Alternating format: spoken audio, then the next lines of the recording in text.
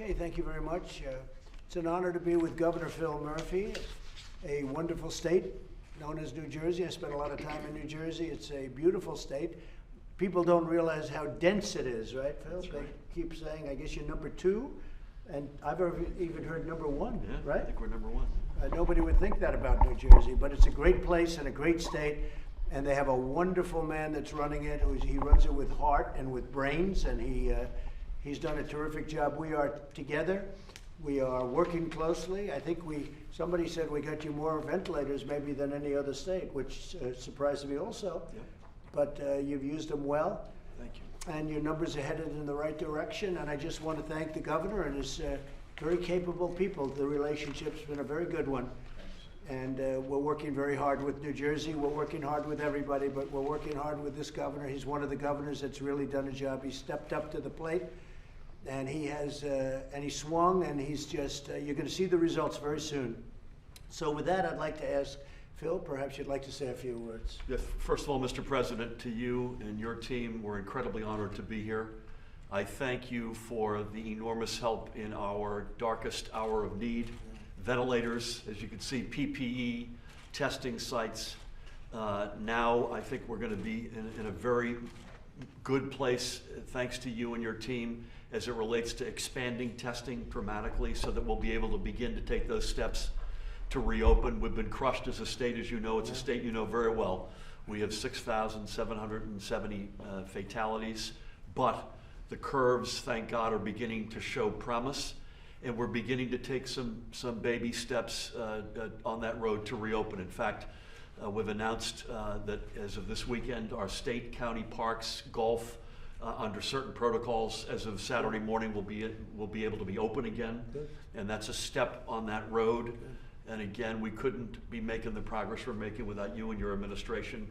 And so to you and to your incredibly talented team with a very heavy dose of New Jersey blood on your team, including yourself, who knows the state extremely well, we thank you for everything. And again, financially, that's another topic. Well, you know, we've been crushed, and I appreciate your consideration on the financial side going forward as well. So thank you for everything. Thank you very much. And we have been helping other hospitals, and your hospitals have been really under stress, to put it mildly, right? Amen.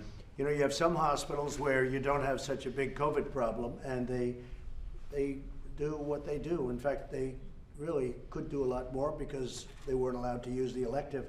Correct. And by not having the elective, all of a sudden they had such a different situation from you. No question. Whereas you had to use it for COVID, and it was a tremendous strain. You bet. So we're going to work with you on that. We have been, but we're going to be working with you on that. I just want to thank you for the great job you've done. Thank you, Mr. President, and likewise, thank you for your partnership and leadership on this. It's meant an enormous amount on our state. Well, thank you very much. And, you know, I have to speak as president, but I also speak as somebody that is in New Jersey a lot. It's a great place.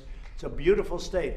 People don't understand New Jersey quite, Yep. but it's a beautiful state, and it's great to have you as the governor. Thank you, Mr. President. Thank you Honored very to be much. with you, and this is a big deal for us. Thank you. Thank you very much. And by the way, he's a Democrat, so I'm getting myself in trouble, but that's okay. I have to tell the truth. He's something. So, any questions, Jim? Mr. President, your economic advisor, Kevin Hassett, said this morning that the unemployment rate could be around 19%. Yeah. Numbers we haven't seen since the Great Depression. What is your plan to get the country out of this ditch? Well, I think we're going to have a great third quarter. It's going to be a transition. So when I say great, I think the transition is going to be really terrific, and we're going to take it into the fourth, and I think we're going to have potentially a great fourth quarter. There's tremendous pent-up demand. I don't know if Kevin said that or Larry Kudlow, but they see it, but I feel it. I think sometimes what I feel is better than what I think, unfortunately or fortunately, Phil. But I tell you what, I feel it, and I will say that I think next year is going to be a spectacular year in terms of growth, in terms of bringing our country back. I think we're going to have a really good year. We want to be where we were, and I think we can actually surpass where we were. And we were the strongest anywhere in the world. We were the best that we ever were, but we were the strongest anywhere in the world. But I view what we have now as obviously a period of, here we are. It is what it is. We just got hit by a vicious virus that should have never been allowed to escape China. They should have stopped it at the source. They didn't do that. 184 countries have been devastated by it, including China, by the way, because I looked at their numbers, and their numbers are terrible. And it's just a very tough situation for the people of our country. All the loss, the death, it's a terrible thing. But I think we're going to make a very strong comeback. It'll start with the third quarter. I think you're going to see some pretty good numbers. I think you're going to see really good transition numbers. But the fourth quarter is going to be, I really believe it's going to be terrific. And I think that next year is going to be a great year. And is it fair for the voters to take into consideration your handling of the pandemic when they assess whether to re-elect you in the fall?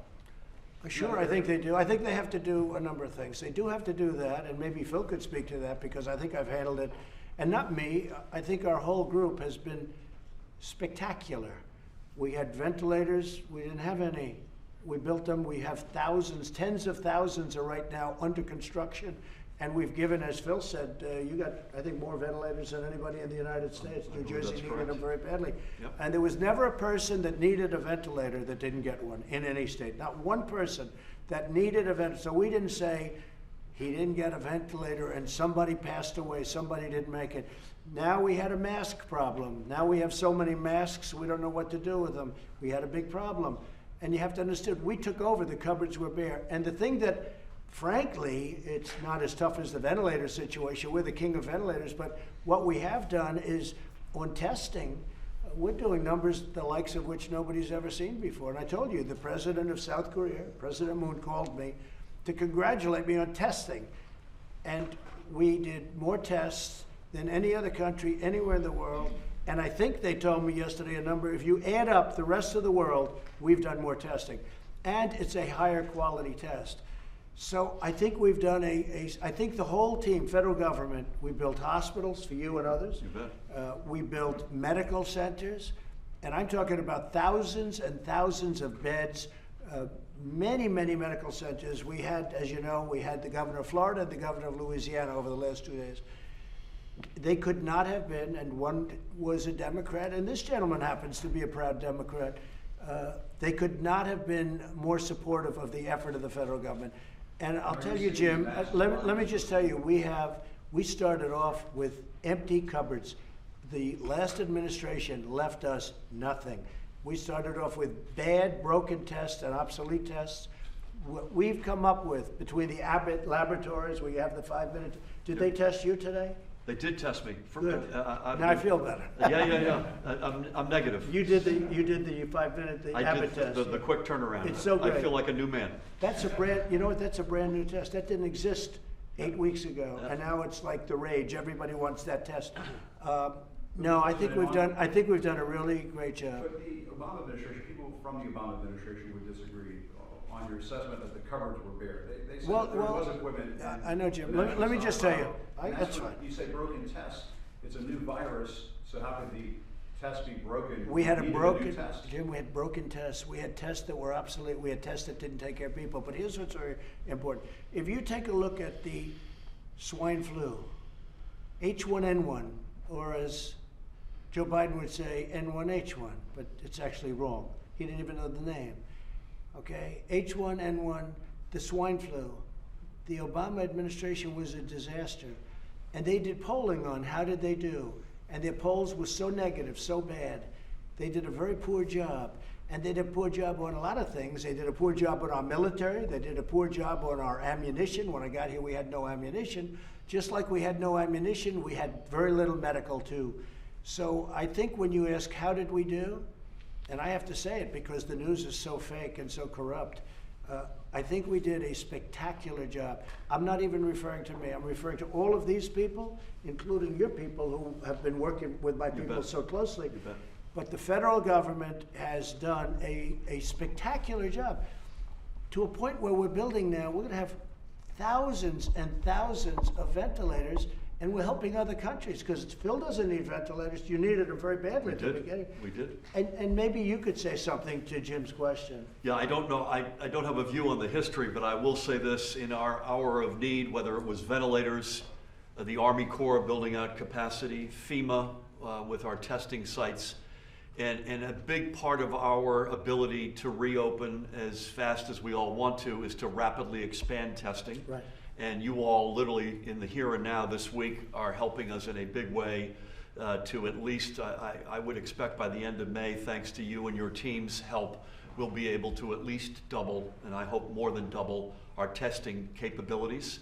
And because of that, that will allow us to much more aggressively and responsibly do the reopening that we all need to do. And Phil, how do we do on ventilators as an example, where you were really, and Yeah. you needed them badly? Yeah, we got them. I mean, there's just no other way to put it. And I'm told that we were the #1 state recipient of I've heard ventilators. that, yes. This was, we were at the edge, and this is life or death stuff, and we got them, and we're forever thankful for that.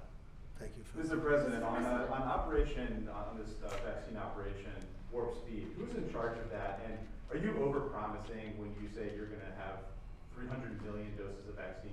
No, I'm not overpromising. I don't know who said it, but whatever the maximum is, whatever you can humanly do, we're going to have.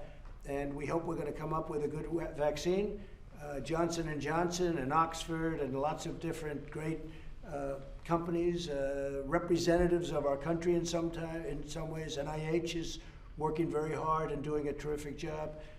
No, I hope we're going to have a vaccine, and we're going to fast track it like you've never seen before. If we come up with a vaccine, I think they probably will. And who's in charge of that Operation Warp Speed? We have, you know who's in charge of it, honestly? I am. I'll tell you, I'm really in charge of it. I could say somebody else. I will say we're dealing with, as you know, the general and the admiral. They're very much in charge. But I think probably more than anything, I'm in charge. And I'm the one that gets blamed, and I get blamed anyway. Don't forget, if we come up with a vaccine in record time, they'll say I should have done it faster. But we have a lot of good possibilities. Like the Gilead yesterday, that was a big thing. That was a big thing. And as explained, and I think very importantly, that was a step. That was a big step, 31% step. But the step means, I guess, Deborah, what Tony yesterday was explaining, the step means you now take another step, all of a sudden you're up to 50, 60, 70. But that was a very positive, that was a big step as I understand it. Okay, thank you. Mr. President. Yeah, go ahead, please. Go ahead, please. Yeah, Jeff, go. Thank you, sir. The intelligence agencies today said that they agree with the scientific community that the virus did originate in China but was not man-made, it was not genetically modified. Do you agree with that? Well, I haven't seen the report yet, but I will tell you, if you speak to the head of intelligence right now, you speak to the head, they did say that I was given a briefing when I said I was given it, not before, and they also said that it wasn't specific and it was not a panic briefing. It wasn't like, oh, we're going to be invaded. It was in January, later January. And I think what you'll do is you'll speak to them. In fact, I'll ask Mark to make a report to you because the news was totally, as usual, fake and corrupt. So intelligence is doing a report, and the report turned out to be exactly as I said. Okay? So, Mr. President, so you're saying that you got a briefing in January about No, I'm not saying it. the No, coronavirus. I'm not. You didn't hear me. I said intelligence is saying it, and So they're going to give a report, and it will make you very unhappy because it makes you so wrong. Well- You in particular. All right, go ahead. Behind you, please. Please. Governor, states received $150 billion in the first CARES Act. What are you going to need now to get back on your feet? What have you told the president on that front? And how do you address Republican complaints that the federal government should not be bailing out states who were badly managed prior to the pandemic? Yeah, so I've been in office going on 2.5 years, and I got elected to sort of fix the economy, and we made a lot of progress on what I would call the legacy issues. Record pension payments, stabilizing indebtedness, record surpluses, and as Mike Tyson says, everyone's got a plan until you get punched in the face. And we did. And we did. So we've got a plan, and we're comfortable with the progress. It's going to take a while on the legacy stuff. The financial assistance we need, and we need a significant amount. This is a big hit, and this is somewhere in New Jersey alone could be $20 to $30 billion. But this is to allow us to keep firefighters, teachers, police, EMS on the payroll, serving the communities in their hour of need. And that's something that we feel strongly about. We don't see it as a bailout. We see this as a partnership, doing the right thing in what is the worst healthcare crisis in the history of our nation. And I want to again thank the President for an extraordinary spirit of partnership across the whole spectrum of our needs. And I want to reiterate that. Thank you. I will say that's a tough question because you're talking about the states and whether you call it a bailout or a lot of money, and that's a lot of it's for years long before you were there. You can't have a better representative than this man, that I can tell you. Plus, he's an old Goldman Sachs guy. And what they don't know about him, he's done a great job, but he went through a big operation just before this happened. And that's a hell of a thing. Thank you, Mr. President. That was a Mr. big deal. President, Thank you, sir. Mr. President, are you worried about the food supply chain? No, breakdown? not at all. No, we solved that Especially in the problem. meat market. We solved that problem yesterday. I expect to see the supply chain as strong as ever, maybe stronger for certain reasons. We did something. We had a roadblock. It was a legal roadblock more than anything else. It was a foolish thing that nobody ever took care of for a long time, and we took care of it. No, I expect things to go very smoothly. So the American people shouldn't worry about any shortage? Not even a in little market bit. at all? There's a lot of supply too, but now they're going to get it, and that was solved yesterday, very late in the evening. Okay? And Mr. Mr. President, President, At what point do people need another check if unemployment's at 20%? Well, we're talking about that. I know a lot of people are talking about it, but we've given a lot of stimulus. And again, we think now it's so great. I'm so happy that you're opening up parks and things because that's a big step for New Jersey because they were hit very hard. I think you're going to see something that's going to surprise maybe the world. And you know, we're the leader of the world. We're really the leader. In this case, the leader of the world. And we've done better. If you look at our deaths, if you look at mortality rates, if you look at the things in fact, I'm going to get a chart because it's maybe the most impressive thing, right? How we've done. And that's a tribute to the governors and it's a tribute to the federal government and all of us working together. But I would love you to get that if you could, because we're right at the top, meaning top in a positive way of those charts. I think you're going to see economic numbers that are going to be fantastic. I believe it very strongly.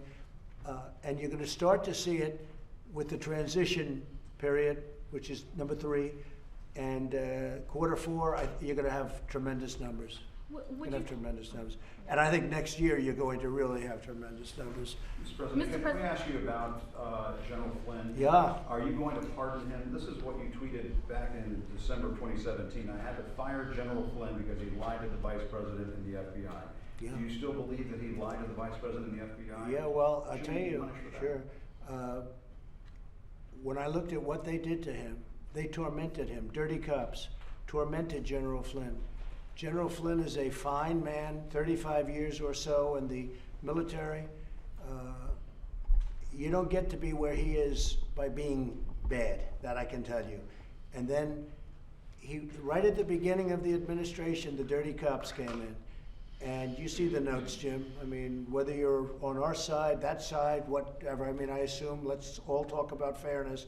What they did to General Flynn, and by the way, to Roger Stone and to others, was a disaster and a disgrace. And it should never be allowed to happen in this country again.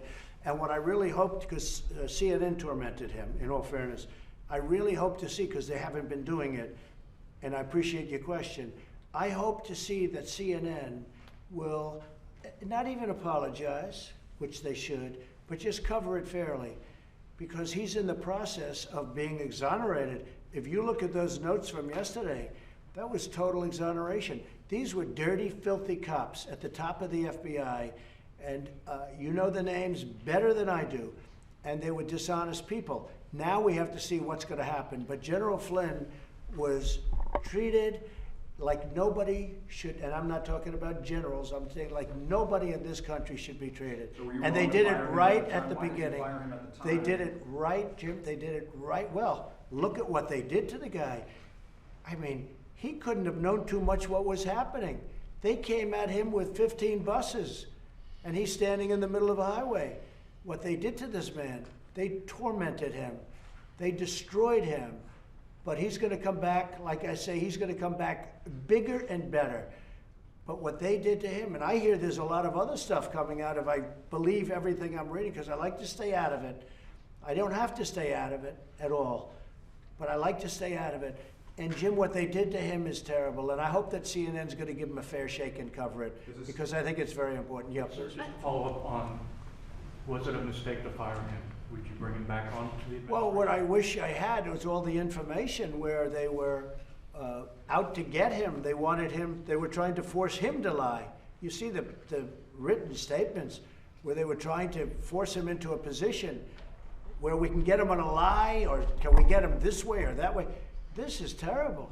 This is like what happened in, and I'm not going to name the countries because we deal with these countries, okay? But what would happen in other countries, not the USA, what they did to General Flynn and others, is a disgrace. And I hope, really, I hope your networks are going to cover it.